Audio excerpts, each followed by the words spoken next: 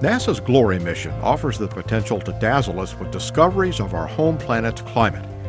With specialized sensors and orbiting on a path that covers all of the Earth, the Glory satellite is to tell researchers how much of the sun's energy the planet absorbs or uses and how much gets reflected back out into space. About the size of a refrigerator, the Glory spacecraft will look for those answers in the form of aerosols in the Earth's atmosphere. Particles of solids and liquids that float high in the air, some reaching the stratosphere, are what Glory will detect and map. The sensors are also expected to reveal how long the particles stay in the atmosphere. Glory will fly two instruments that will help us understand, first of all, the aerosols interaction between the Earth's atmosphere, and then the second instrument called TIM, Total Irradiance Monitor, will help us understand the sun's interaction with our upper atmosphere. The answers are expected to be a key piece of the puzzle to figuring out the world's prospects for climate change in the future. What they're trying to do is define the size of it, where it resides, what are its peculiarities. Is it something that man is doing? Is it something that the Earth does naturally? Is it something that the sun interacts and causes? Those kind of things. Glory also marks the return to flight for the Taurus XL rocket, a relatively small booster NASA would like to use to launch future satellites too. Based on existing launchers, Orbital Sciences designed the Taurus XL to meet the needs of small satellites heading into Earth orbit. It has 4 stages and burns a solid fuel similar to the propellants used by the Space Shuttle solid rocket boosters. The Stage 0 of the Taurus XL traces its heritage back to the Peacekeeper missile. The other 3 stages are taken from the design of the Pegasus booster, but without the signature wing.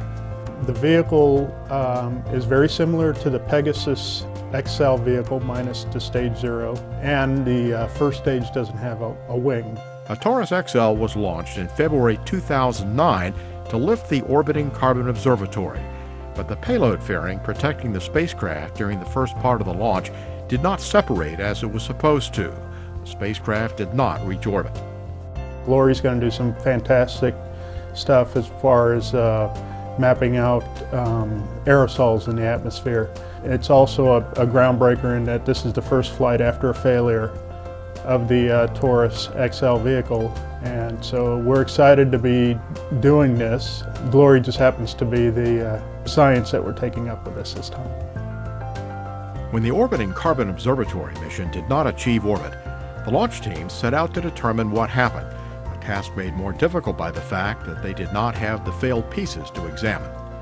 Instead, they had to use the extensive data or telemetry they received during the climb into space with extensive fault trees to best figure out the likely cause. The redesign work from finding a probable cause to fixing it has been intense. NASA's Launch Services Program, based at Kennedy Space Center in Florida, operates launches from several parts of the world, so spacecraft can go into different kinds of orbits. This time, Glory required what's called a polar or sun-synchronous orbit to fulfill its studies of Earth's atmosphere. Reaching that orbit means using the Vandenberg Air Force Base, California launch site on the West Coast. Glory was designed to join what's called the A train or afternoon train of Earth observing satellites. It is necessary to launch from Vandenberg to be able to go into the sun-synchronous orbit. That orbit cannot be achieved efficiently by launching out of the East Coast, for example. The Glory spacecraft is to become the 5th satellite of the 8 planned to make up the A-Train constellation. Taking readings at the same time on different aspects of the atmosphere, Glory's observations are expected to add more information to the growing database of knowledge about our own planet and how it's affected by the sun and other influences. It's taken a little longer than we had anticipated, but we're almost there. We're ready to go.